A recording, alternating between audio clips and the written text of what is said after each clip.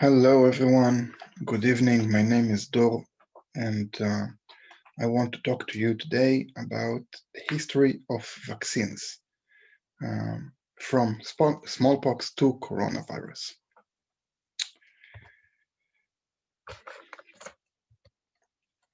We will talk on this presentation first about the history of the first vaccine, the smallpox vaccine. We'll talk about the rabies vaccine, and about smallpox eradication.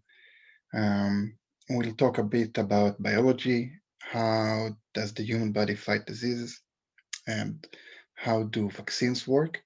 And we'll finish off with information about the Pfizer's coronavirus vaccine.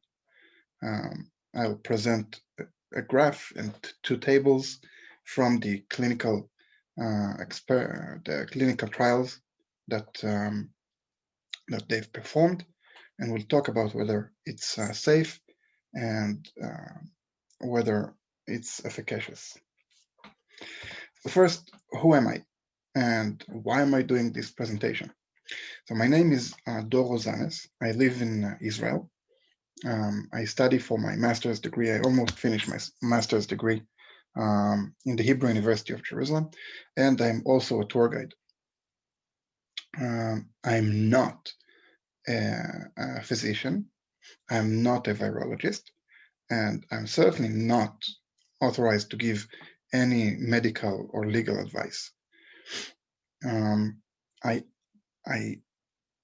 do try to open the occasional scientific article, and I do try to be clear and present things in a clear and pleasant way. And recently, because of the coronavirus, I was asked to go and give and talk at an elderly house. And I decided to go and talk to them about history of vaccines. And in light of the coronavirus, I decided to explain a bit about this recent vaccine that Israel is implementing nowadays. So this presentation right now is a bit modified version of that same presentation that I gave at the elderly house. Anything else before we begin? I don't know, maybe I'll recall later.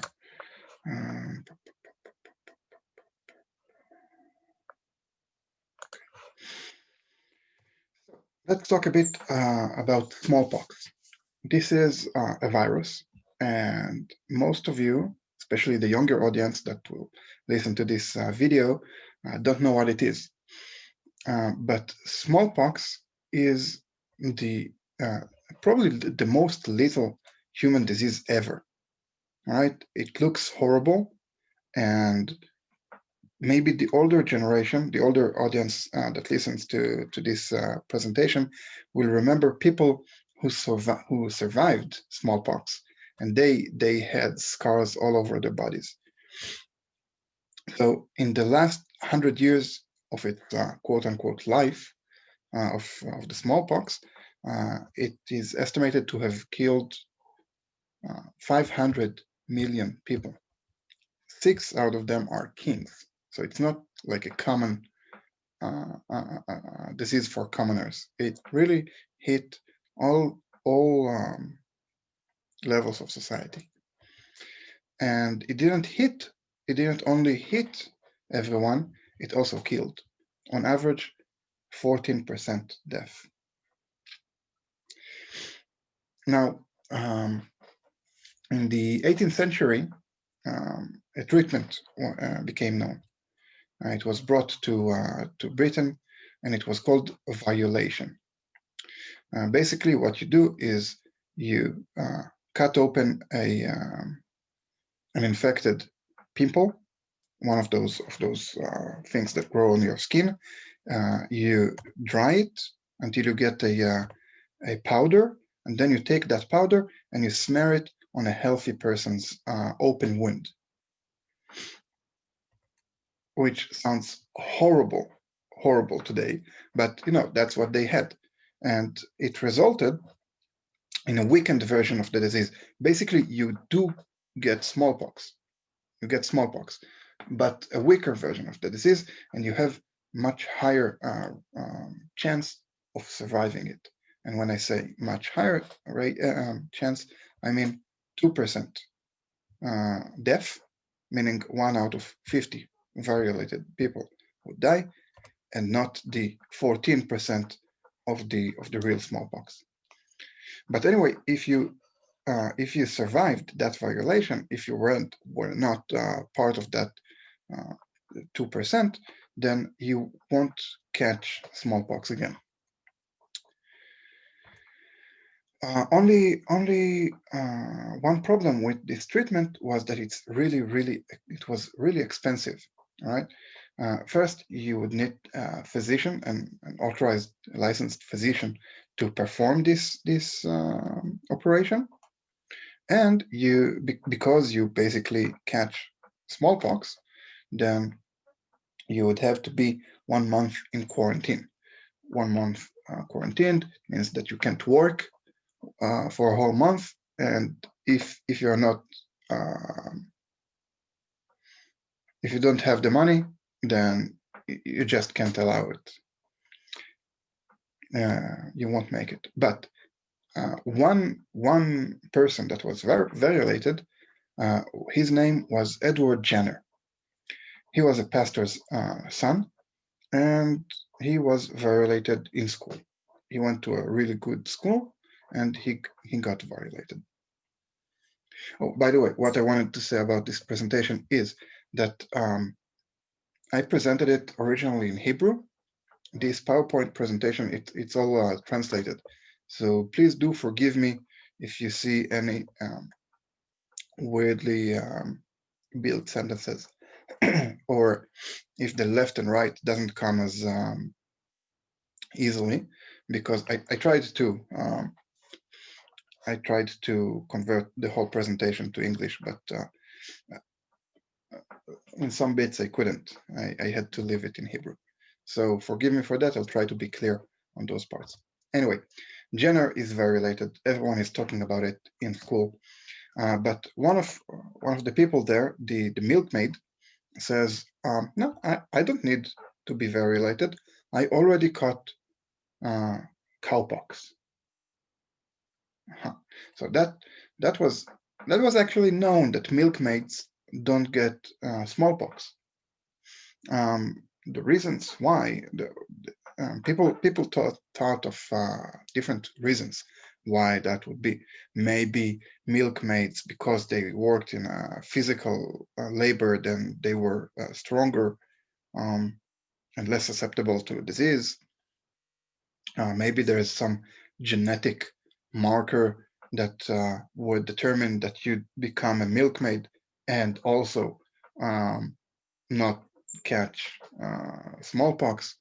Maybe people understood that if you get cowpox, then you wouldn't get smallpox. But Edward Jenner he heard that in school. And oh, by the way, cowpox is a much milder disease than smallpox.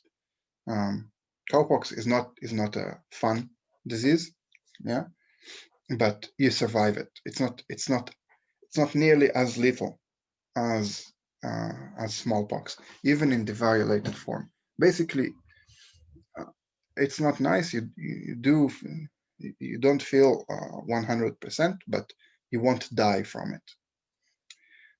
So Jenner, he took this saying to heart, and he thought about it, that maybe if you catch cowpox, then you won't catch smallpox. And he took this saying to heart, and he took it with him throughout his career. He studied medicine. He became a physician. He studied under one of the greatest surgeons of his age. And eventually, when he became a licensed physician, then he decided to test this saying. So what he did was to take his gardener's son, and infect him with cowpox. Now that sounds horrible. A licensed physician infects a small child with a disease. So yeah, today that won't do at all. But Jenner had two very convincing arguments for doing this.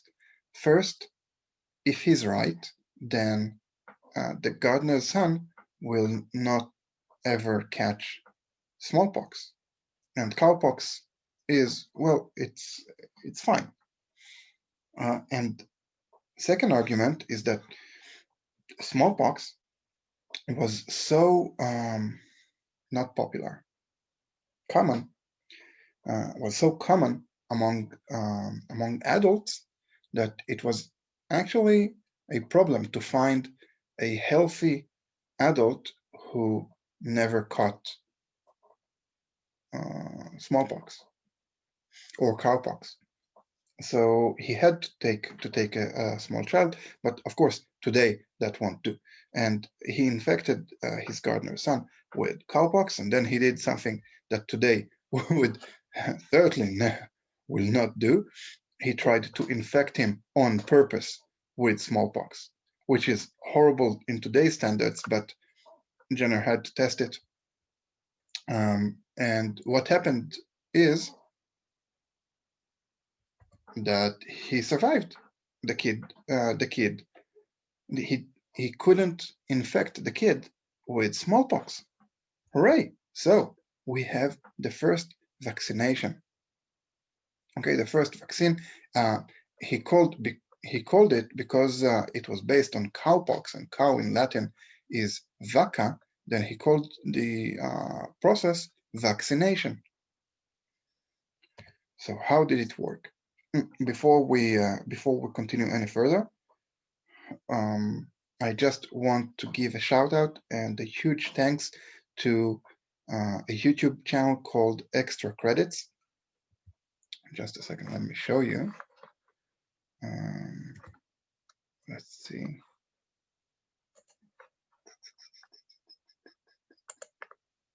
Share screen.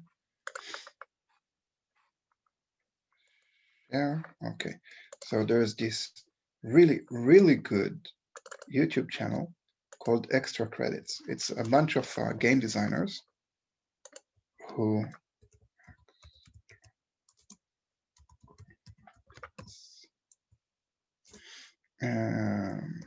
no, small.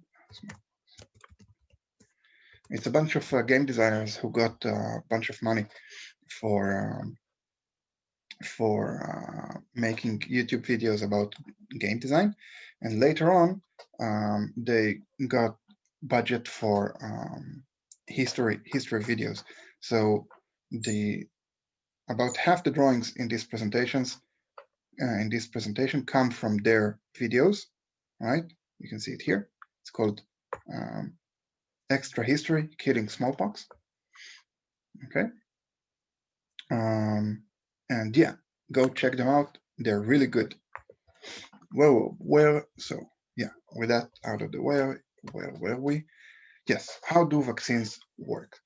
So before answering this question, we have to ask, how does our immunity system fight off diseases?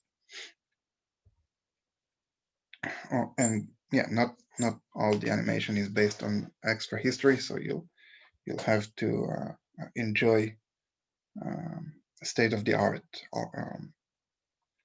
clip art and stuff. So yeah, the immunity system is divided into basically it's divided into much more than two. There are more than 40 different cell types in the immunity system, and it's really, really complicated.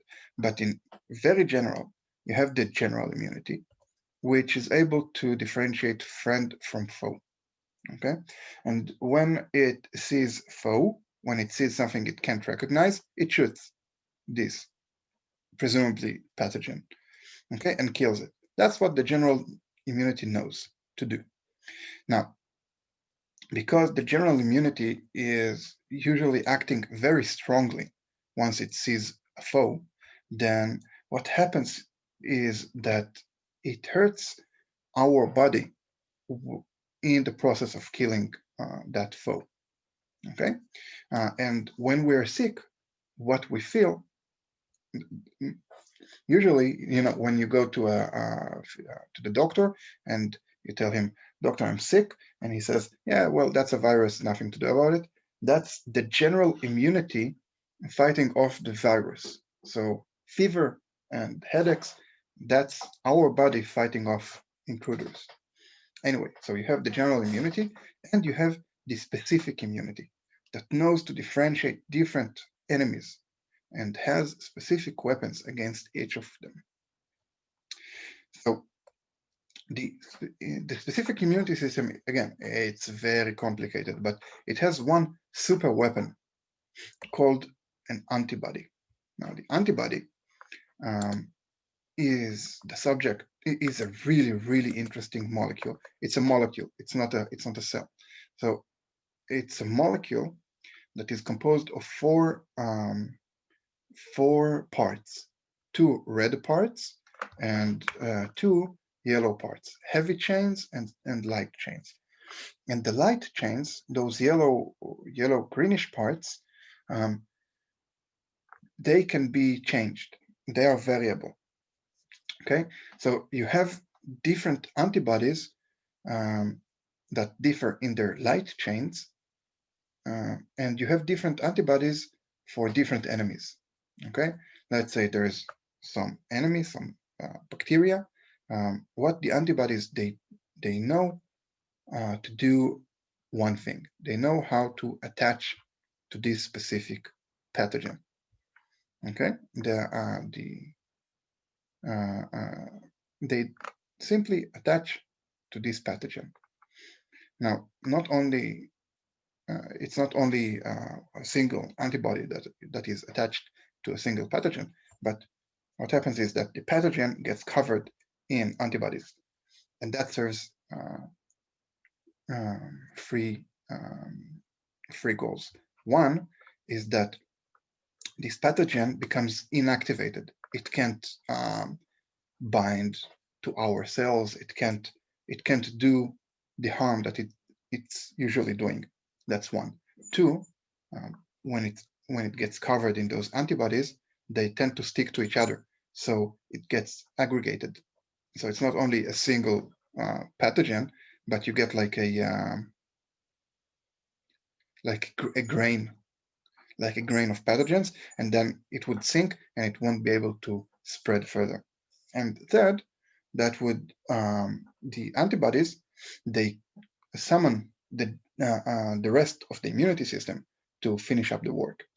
So yeah, the antibodies are really, really strong, and once you have the antibodies to this specific pathogen, then it's all over. The pathogen is done for. But we said that the antibodies are specific per pathogen. So somewhere in our body, there has to be a library with quote unquote books, right? Each book contains the instructions for a specific antibody. And we have sort of a library, okay? That is the specific immunity system. That is the whole complex part of the immunity system that I'm not talking about. But yeah, we have a library. You can imagine it as a library with a lot of books. And let's see what happens when we encounter a pathogen. So on the first time, the pathogen enters the body, right? And it begins to multiply, to propagate, and to multiply, and it does some harm. But usually, very quickly, the general immunity recognizes that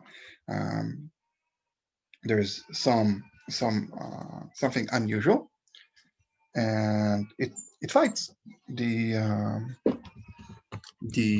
pathogen. And in the process of fighting it, again, we get sick. Now, just a second, I'll have to stop the recording. All right, I'm back. I don't know how stuff are where you listen, but here we are in lockdown, so getting 45 minutes presentation uh, straight without the kids interfering is not possible. So the general immunity fights the pathogen, and that's the stage where we are sick. That's the fever, that's the headaches, fatigue, and so on. But eventually,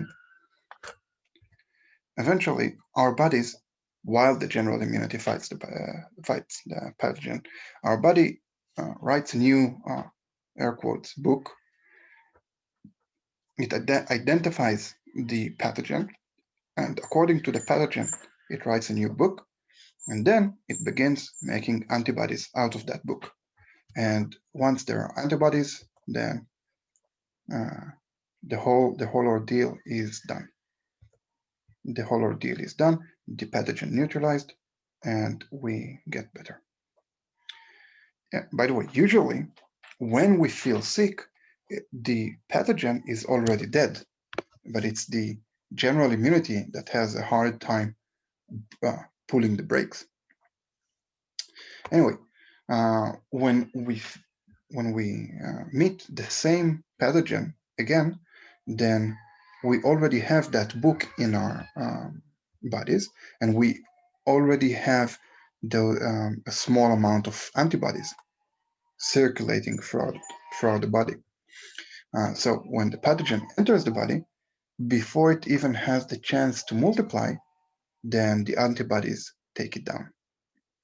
And once they take it down, once the body um, realizes that it has this intruder, then new antibodies are immediately being manufactured.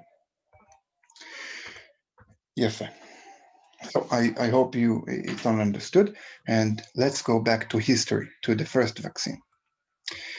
So in our case, cowpox, the same antibody that is produced in response to cowpox binds also to smallpox.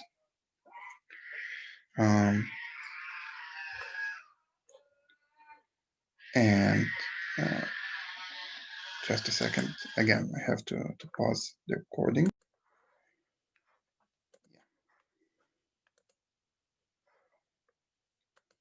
So the first vaccine ever was actually getting an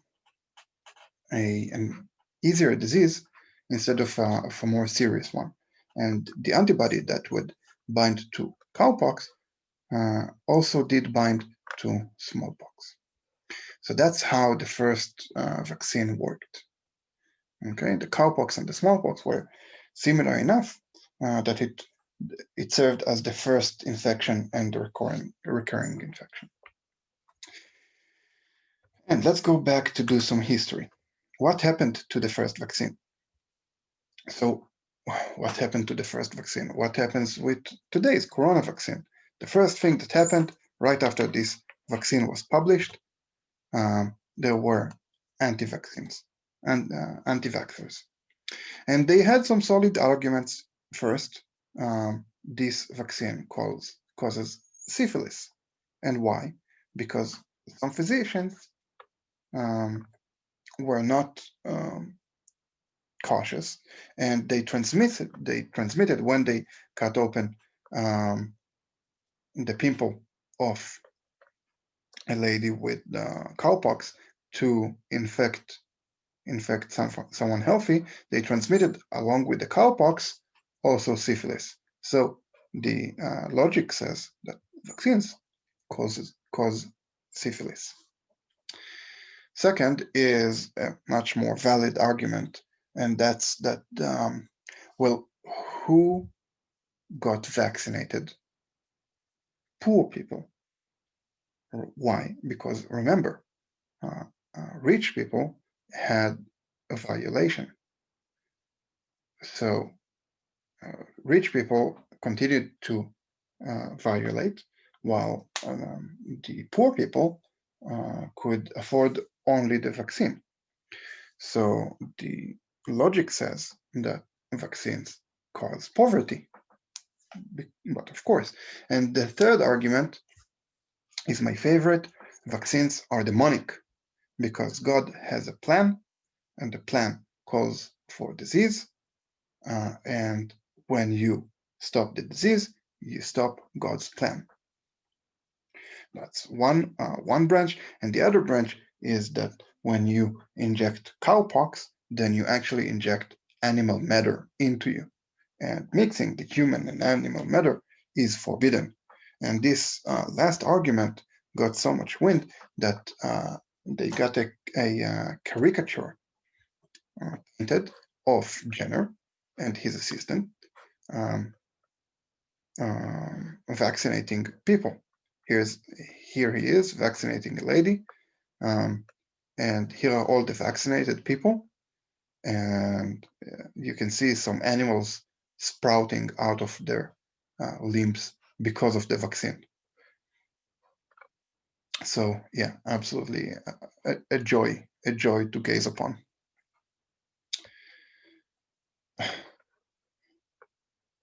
And it's called the cow pork.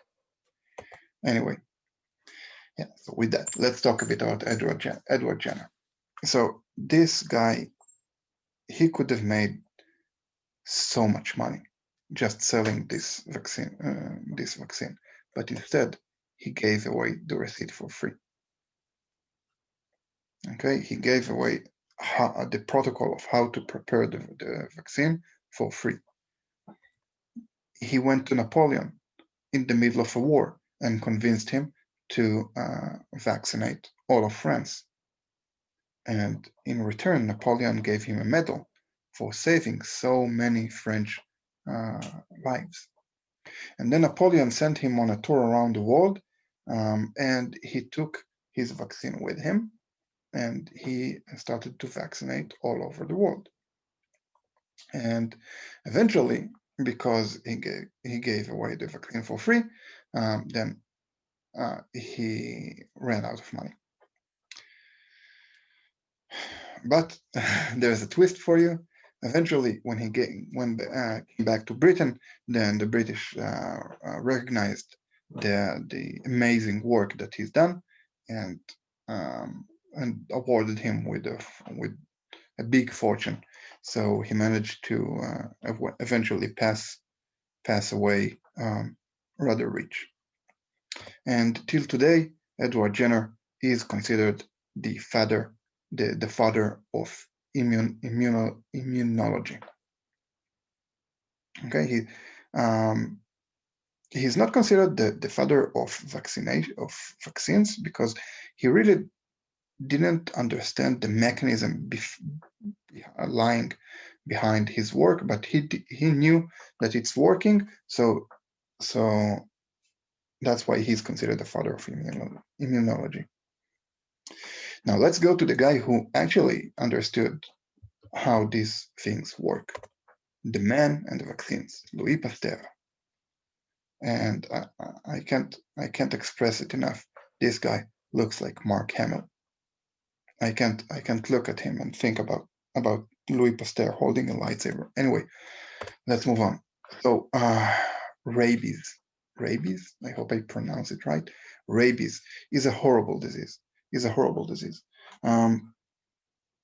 At least in Israel, the way we hear about rabies is that sometimes, usually like once or twice a year, we hear about an infected fox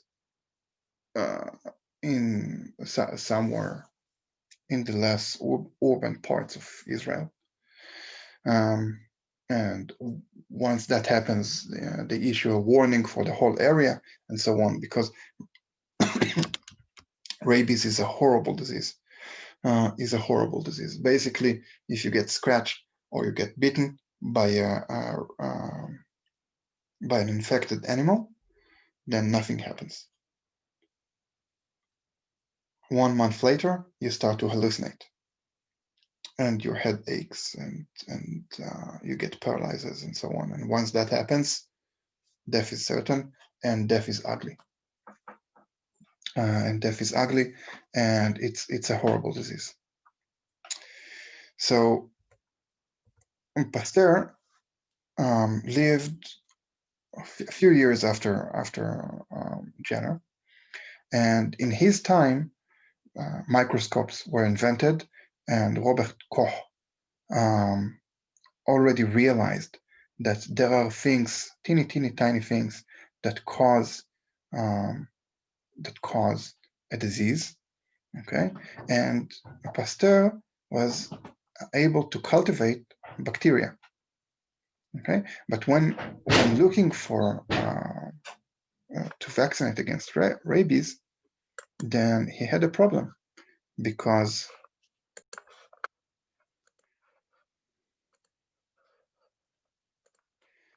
so Pasteur could see bacteria and he could cultivate bacteria, but he couldn't see rabies.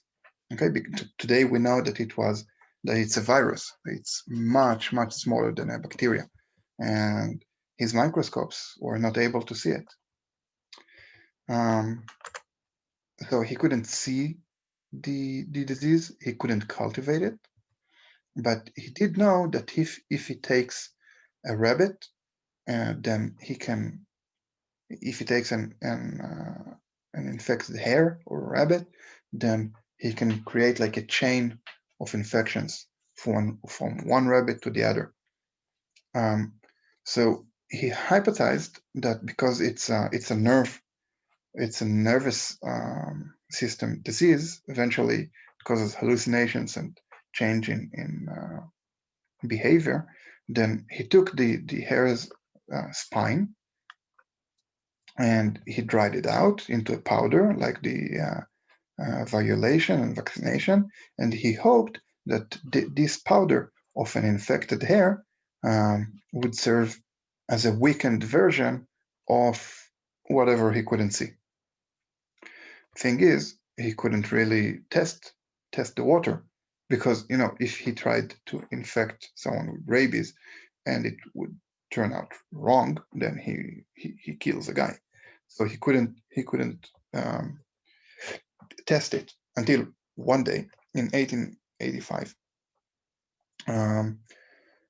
A kid named Joseph Macer is rushed to Pasteur's lab. He was bitten by a dog, a rabid dog, and he's doomed. Pasteur tells the mom, well, I have this hare's dried spine. It might work and it might not. And the mom says, are you kidding? He is doomed. He is doomed. I mean, you can't make the situation any worse. Inject whatever you have. So Pasteur injects this hare's spine, and it works. Joseph Macer survives. Okay, and the vaccine worked. How did it happen? What's the mechanism? So unlike the smallpox, here you have nothing alive. Okay, what it does, this drying process of the spine kills the virus. Okay, it pulls it apart, and then when you enter the killed virus into a patient's body, then the virus is killed.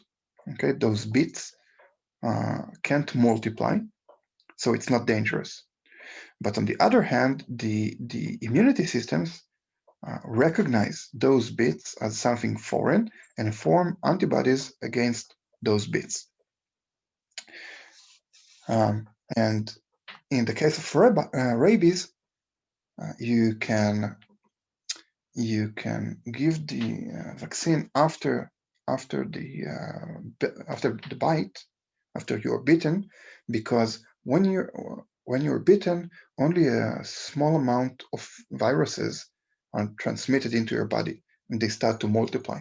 But if you act quickly, then the body would produce those antibodies, and when the live virus reaches a critical amount that it actually causes the symptoms, then the antibodies are already in place, and they are able to stop the virus before it kills you.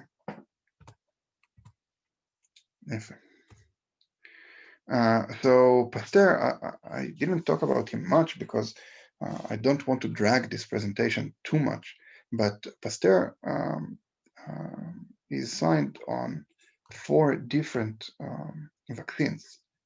Rabies is the last one. So one disease for chicken, 1 disease for swine, and 2 human diseases, anthrax and rabies. Until today, he is considered the father of vaccines. So what overall, we had the first vaccine, a mild disease instead of a severe one. In 1881, I didn't talk about the anthrax vaccine, but it's based on a weakened version of the bacteria. And almost 100 years after the first vaccine, you have the rabies vaccine based on a kill virus. And since then, a tremendous amount of vaccines have been developed. Now, this is in Hebrew. I told you it's the presentation is originally in Hebrew. I really didn't have the strength to translate all of those. Let's see. We have smallpox. We have common pox. I don't know how to. Tetanus. Shachefet is. I can't remember the name in English. Typhus, yellow fever, Japanese encephalitis, mumps, no, measles, rubella, I think the name is rubella, pneumococcus, polio, rabies, rotavirus, adenovirus, anthrax, cholera, diphtheria, hepatitis A, hepatitis B, influenza, and papilloma. Those are all the authorized vaccines that we have today. So last bit of history that I want to talk about is the eradication of smallpox. In 1950, the Pan-American Health Association decides to try and eliminate smallpox. If we have the vaccine, and the vaccines, of course, were improved, then let's try to eradicate this horrible disease. And it takes them 9 years, but eventually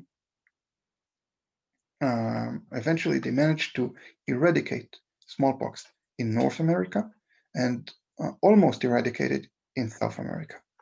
The World Health Organization sees the success of this operation and initiates an operation to eradicate smallpox in the whole world. Now, it's easy to say, but it's hard to do. And it takes them 13 years until the last outbreak in Europe happens. Okay, and just watch the numbers. In 1972, in Europe, 175 people got infected, and out of those 175, 35 died. Amazing, just amazing that it happened, what, 50 years ago? Crazy. Anyway, from there, the World Health Organization invested crazy efforts in eradicating smallpox, especially in Africa. And eventually, in 1977, October 26th, the last reported case of smallpox in the whole world. It's a cook from Somalia, and that's it. And he survived. And since then, there was no smallpox case ever reported in the world. To the point that today, there are not people are not being vaccinated against smallpox because there is no need. There's no reason to vaccinate against smallpox. So while countries do reserve the vaccines, they don't use them. And of course, you have to resupply every few years. So we do keep the vaccines in hand, but we don't use them in the case of smallpox. Okay, so that was an interesting bit of history. Let's move to a more recent thing, the coronavirus. And before we talk about the vaccine, let's talk about what a virus does to the human body. So basically, you can imagine a cell in your body as a factory. Okay, it's a factory that produces stuff. Every cell produces different stuff, and it has two rooms: the instructions room, and the production room, the design and the production. And in the design room, you have like a library, that's the DNA of the different machines that the cell can produce. It gets orders from outside and produces the relevant machines. Now, when a virus attacks, what the virus does, and specifically the coronavirus, it shuts down those designs, those instructions, and instead inserts its own instructions.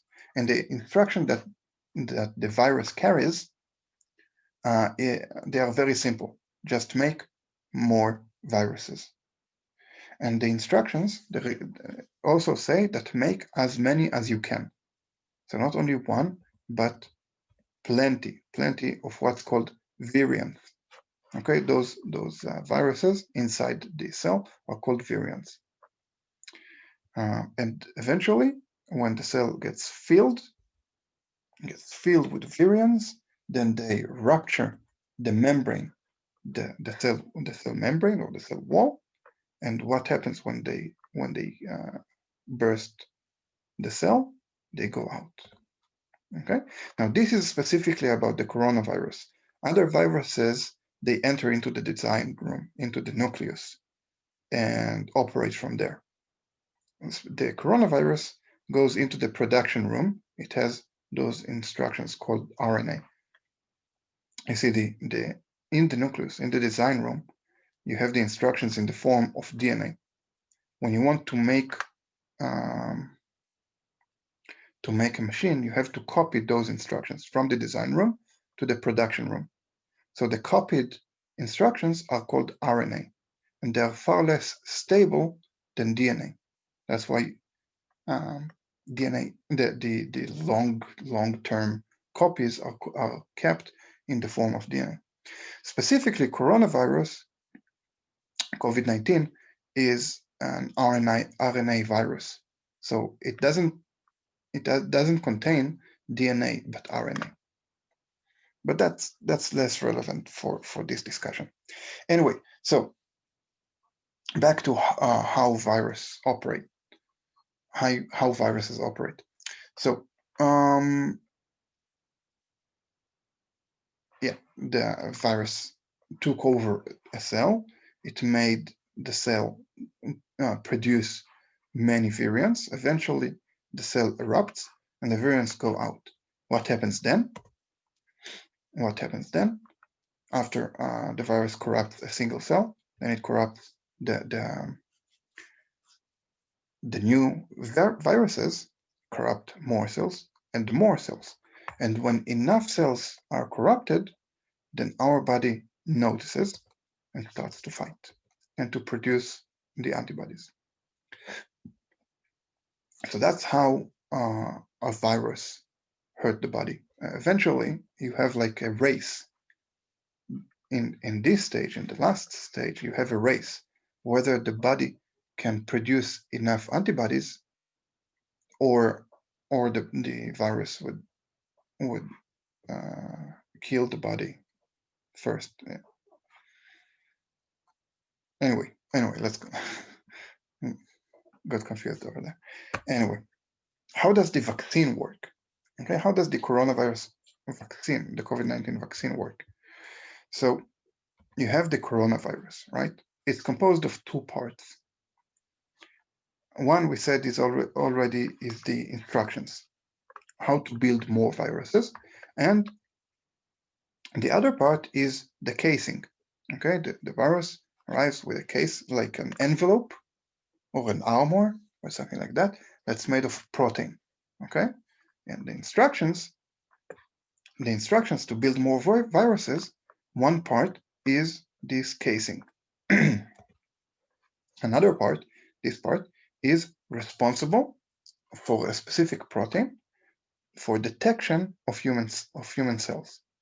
Okay, on this casing, you have the spike protein, and the spike protein recognizes human cells, and that's how the virus is able to enter into the cells.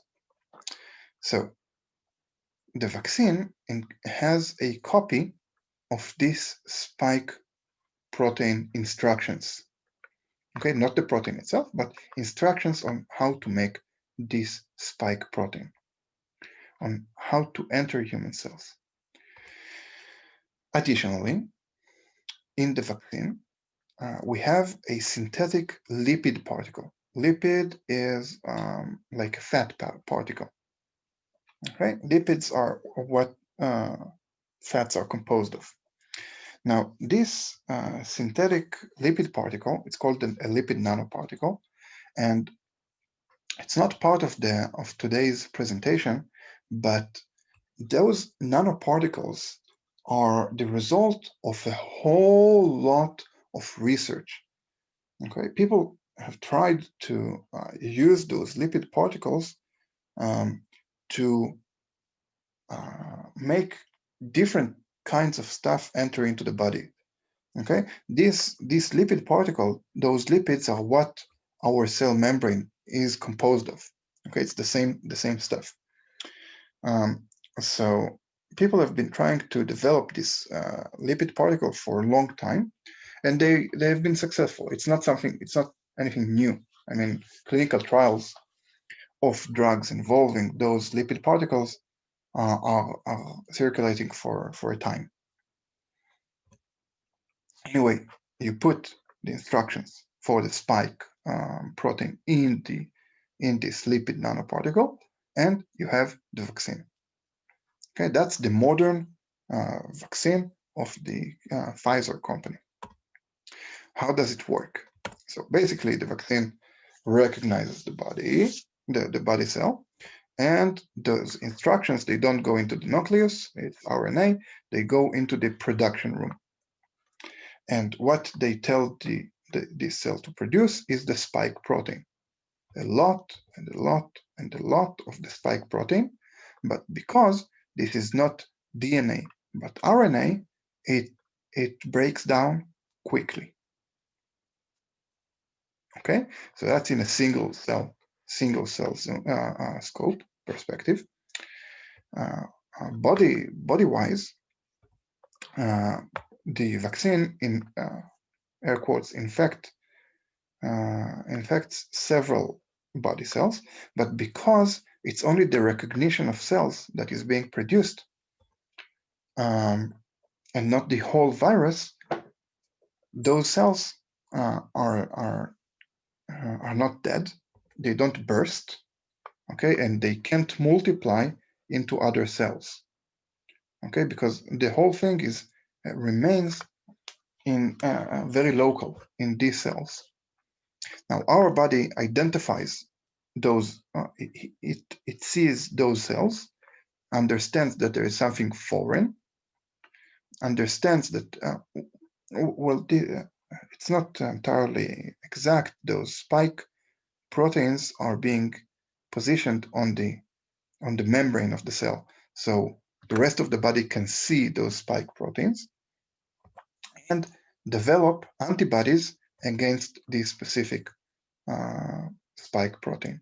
So it's really very different than the traditional vaccines in that there are no whole viruses. Okay, the I mean there are no copies of a whole virus. Say in the rabies vaccine, you had the killed virus, but you had all the bits of a killed virus. Maybe with really bad luck, you could have one virus that is not killed, so it would I don't know further the damage.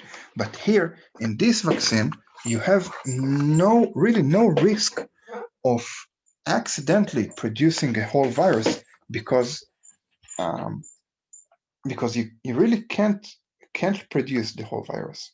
You are dealing only with a specific protein. What is new? What more is new about this vaccine? So first, everything is synthetic. Both the spike protein instructions and the lipid nanoparticles, they are all synthetic. They are all produced in chemical reactions and not, you don't cultivate viruses or you don't cultivate bacteria. It's all machine made. And first, it raises the safety because again, you don't have any chance of accidentally producing a whole virus. And another bonus is that it's really, really easy to manufacture. Basically, you have a machine that produces those RNA molecules, and you can tell the machine what code to put in, and the machine will just manufacture that. So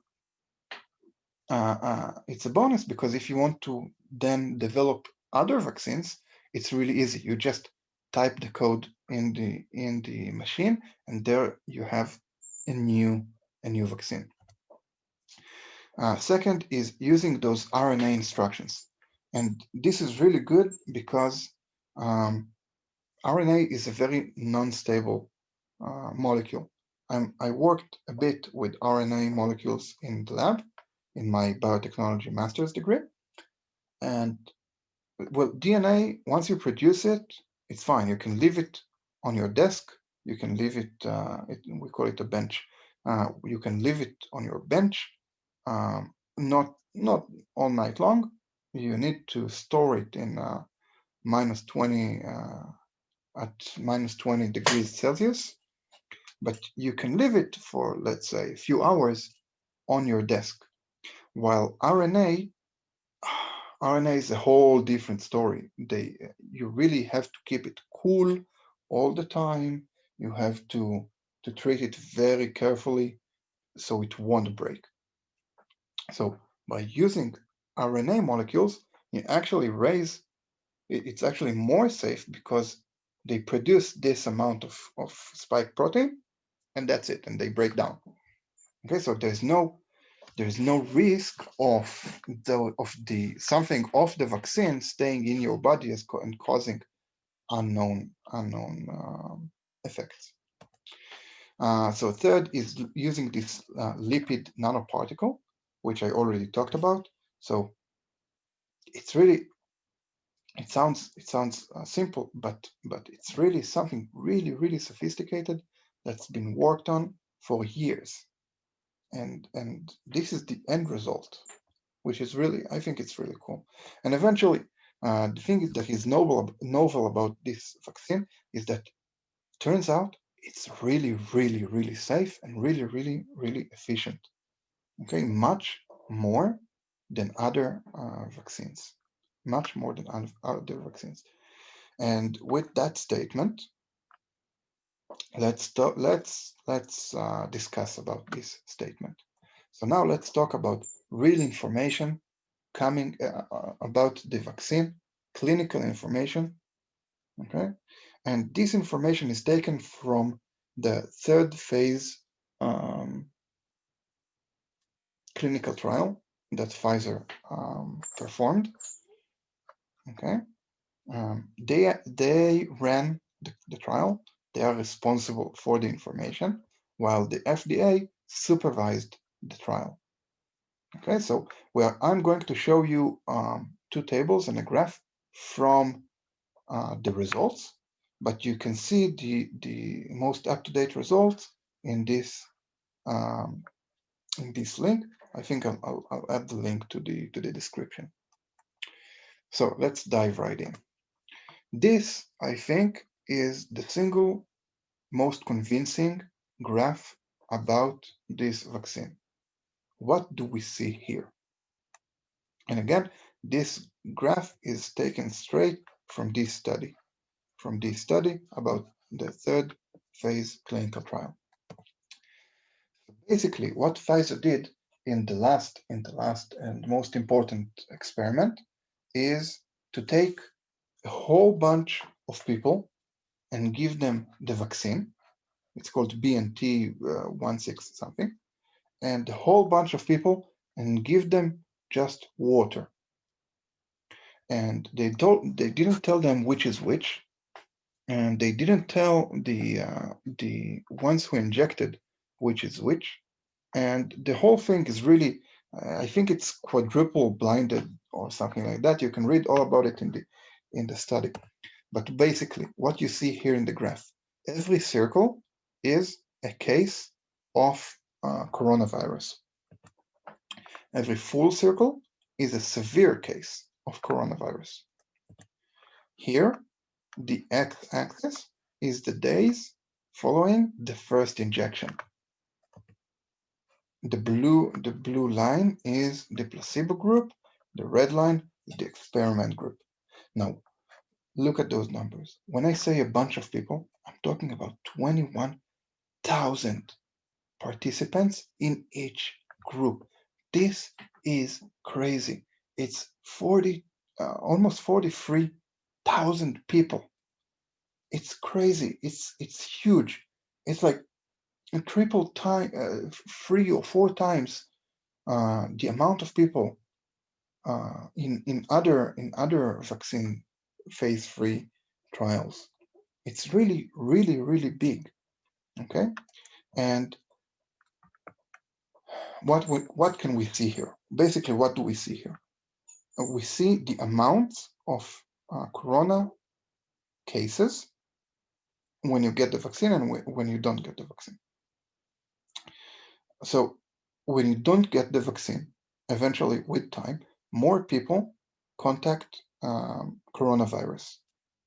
Okay. By the way, the x-axis is the percent of the percent of the cases.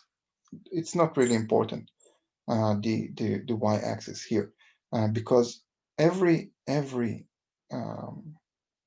circle is a coronavirus case, and you can see that with time, every week you have more and more cases in a rather straight line.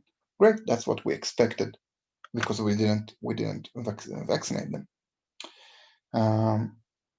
But with the vaccine, you can see that after, I'll put it at 12 days, after 12 days, first, when you get injected, you still contact coronavirus. But about 12 days after contacting, after the first injection, then you can see the distinction between the placebo and the vaccine. Okay, you can see that with the people who got vaccinated, barely contacted contacted coronavirus. You can also see here that it's not 100% efficacious. Okay, even with the third injection, even after the 3 weeks, when you get the second injection, even after that, you can still contact, you can still get the coronavirus, and here we even have a severe case. Okay, a long time after the second injection.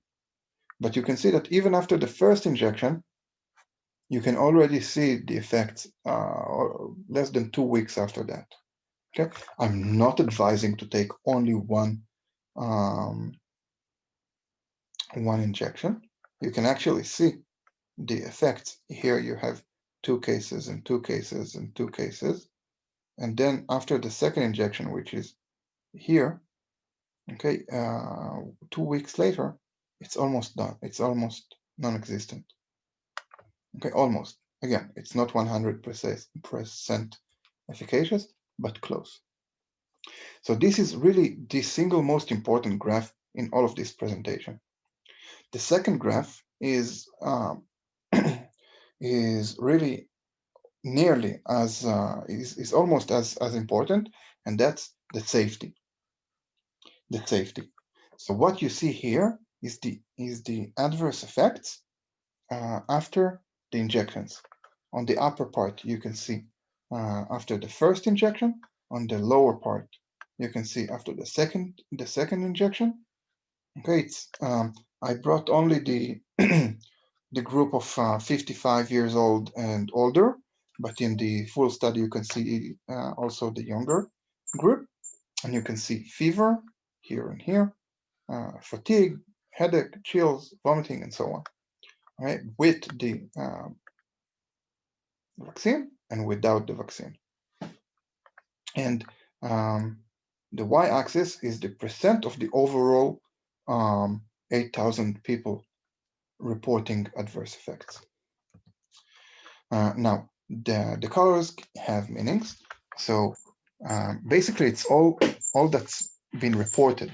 So green is cases where it didn't interrupt daily life.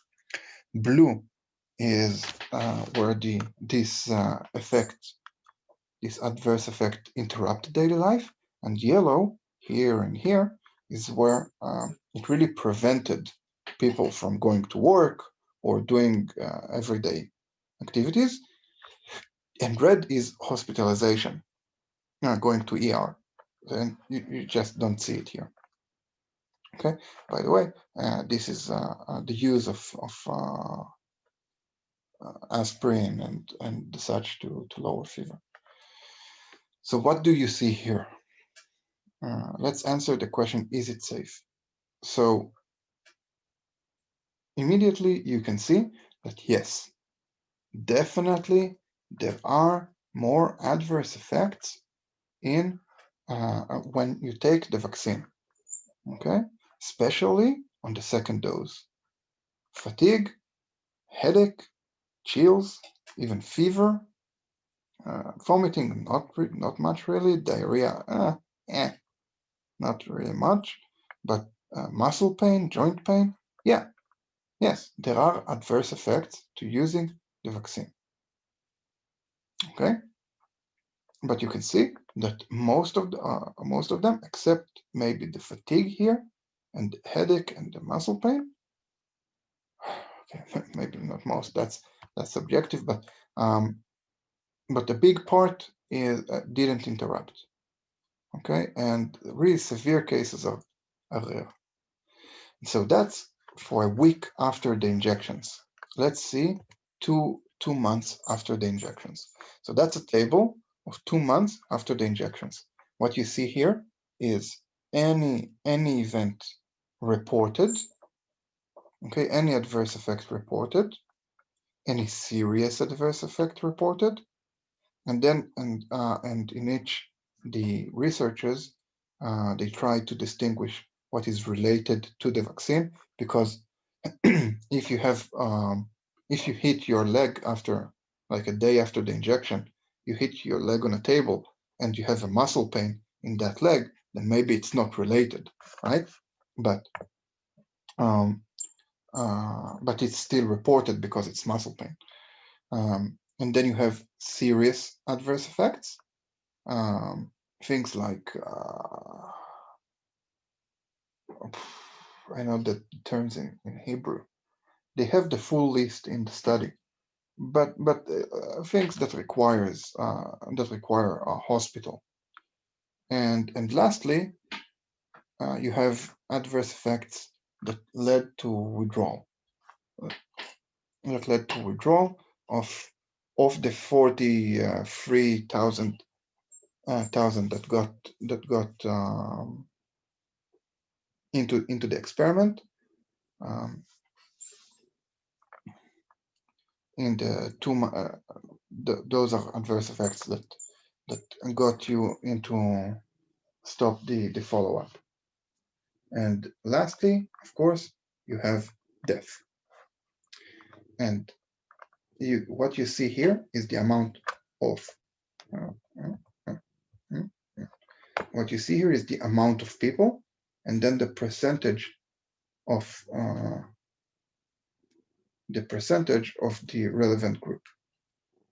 Okay, so what you can immediately see is that yes, there are more adverse effects and more related adverse effects in the vaccine against the placebo.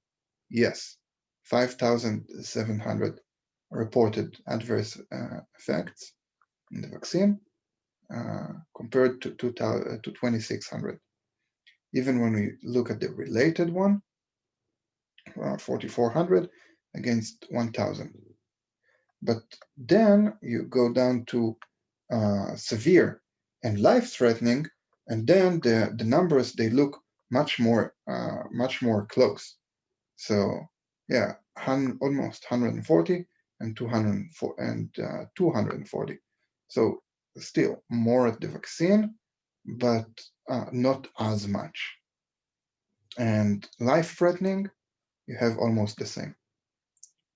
Okay, and the same goes for the serious adverse effects. When you look on serious adverse effects or severe ones, then the numbers are rather close. Okay, so there are adverse effects. We certainly are not going to deny it, but it turns out that the adverse effects caused by the vaccine are not severe. Okay, and they are not life-threatening. We saw it here. It's mostly fatigue, it's mostly headache, a bit of fever, a bit of muscle pain. By the way, if you think about it, the y-axis here is the percentage of the overall adverse effects because people had multiple adverse effects. Okay, so it's entirely probable that the same guy would have fatigue, fever, and headache. So it's all in this graph. That's why the y-axis is a bit odd. But yeah, I think it through, and you'll see the reason. Now let's go to doubt. Let's doubt what we just saw. So first, the study itself doubts itself. First, we don't know whether it's safe after 2 months. Sure, Pfizer plans a 2 years follow-up, but well, they posted it in 10th of December, and while they follow people up, it's still from a scientific standpoint, we know only what it does for 2 months. Then there's the other issue, whether it protects you against asymptomatic infection. And if the situation is that if you get the vaccine, then you can still become an asymptomatic carrier, then can you still infect others? That's a question we cannot answer from this study. And the third question is what to do if you can't get the second dose, the second injection. Because, well, at least in Israel, now that they've vaccinated like 1.7 million people in, what was it, 2 weeks, then it's not certain, no, in 3 weeks, then it's a whole logistical challenge to take care of the second dose. So what happens what happens if you don't take the second dose? So it's a question that we can't answer based on this study because they didn't check what happens if you don't take the second dose. So other issues that I saw online. So mainly things that anti-vaxxers bring up. First, a phenomenon called ADE. ADE, antibody-dependent enhancement. That's a phenomenon that is being observed in other vaccines. That the antibodies don't neutralize the pathogen perfectly, and that causes the pathogen to appear in a more severe form. So basically, you vaccinate, and the vaccination does the exact opposite. It causes a more severe form. So that's an argument that is being raised by anti-vaxxers, that we don't know whether the coronavirus vaccine causes ADE. And my answer to that is that, at least as far as I know, most ADEs are being seen and detected in the preclinical trials, meaning that you see the ADE when you test the vaccine on cell cultures. Before you even go to animal models, you work with cell cultures. And in this stage, you almost always catch the ADE. And if not there, then you'd catch it in the preclinical trials. So trials on animals, on animal models. And in this case, ADE was not observed. So, I mean, you can say that 2 years down the line, you will notice ADE in the vaccine, but the probability is low. If it was, we would have seen it already. Another worry that I hear people worry is cancer. Vaccines can give you cancer. So the answer is there's no reason for cancer. Let's go back to my beautiful animation. You've got to admit it's really, really beautiful. Where was it? Here. So some viruses enter into the nucleus and do strange stuff in the nucleus. Okay, some retroviruses, what they do is they bring RNA, and then they have a special enzyme that would translate that back into DNA, back into the design room. But this is not the case. I mean, not the coronavirus and not the vaccine have any mechanism to go into the nucleus, and cancer happens in the nucleus. Okay, cancer happens in the design room, and here we're skipping over this stage. So because it's RNA and a single protein, then there's really nothing to do with cancer. Now, sure, the risk is still there. There can be some esoteric mechanism that we don't know about that would eventually lead to cancer. Again, this vaccine is newly developed. The whole idea is that it's newly developed because it's an emergency. So there is risk, but it's really, really low. What about sterility? There has been claims of the vaccine causing sterility. Sterility in the sense of not being able to have children. And why? Because if you use a really, really dumb protein comparison, then the spike protein is maybe similar to a specific protein in the placenta. I can't remember the name now. but it's the argument is that the protein is similar to a placenta protein, and because you produce antibodies against the spike protein, then you'll produce the antibodies against this placenta protein. Now, why is it unlikely? First, because the antibodies are extremely specific, and you can see the similarity only if you go broad. Okay, only if you use a broad method of comparison, then those two proteins become similar. If you try to go specific, they're not similar at all. So that's one thing. And the more convincing argument, in my eyes, is that, well, the spike protein appears in the coronavirus. If the spike protein appears in the coronavirus, then for those who got infected, they shouldn't be able to bear children. But there are no reports of infected, of people sick with coronavirus and not having children, being barren. Okay, so as the vaccine tries to mimic this specific aspect of the virus, then it also shouldn't cause sterility. And there you go. Another concern is that RNA-based vaccines and lipid nanoparticles are new technologies, and they haven't been tested on humans before.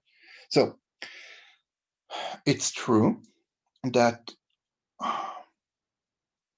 an mRNA molecule captured inside a lipid nanoparticle, this specific combination, was not authorized before. But RNA-based vaccines and lipid nanoparticles separately were tested. And lipid nanoparticles in particular, if anyone's interested, I can bring the studies that are already decades old that examine the lipid nanoparticles. So it's really this specific combination is a new technology, but both components are not new. Okay, the fact that they were brought together is new, not each component on its own.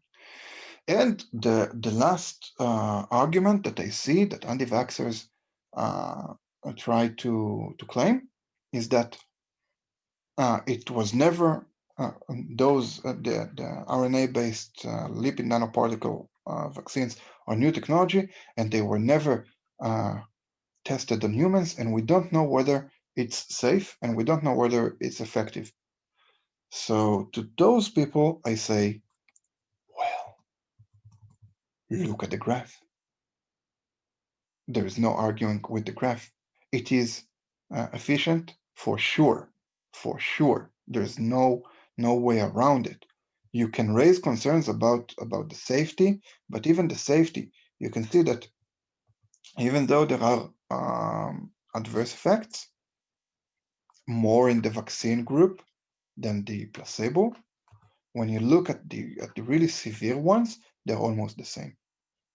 If you look at life-threatening cases over the course of two months, then they're the same. Okay. If you look at serious adverse effects, hemophilia, blood poisoning, and so on and so forth, then they're the same. Okay.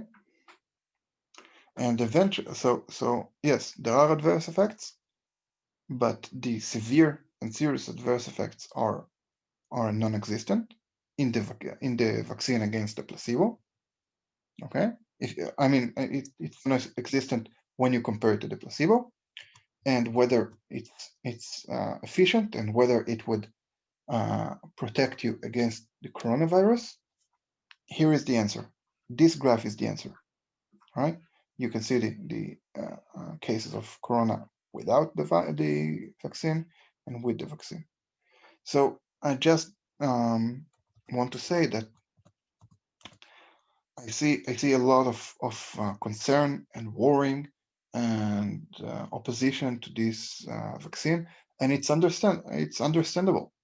It's a new vaccine. It's a new method. Okay, and um, worrying is normal. Absolutely. Um, I don't approve of people arguing without knowing what they're talking about. Um, but worrying about this vaccine is completely normal. But now you see the numbers. Okay, the numbers are right in front of you. Those are the numbers. Those are the graphs. So you can understand why I am saying that I find this vaccine highly efficacious and highly safe. So yeah, I hope you enjoyed the presentation. And if you have any questions, please ask. And I hope to see you again. Bye bye.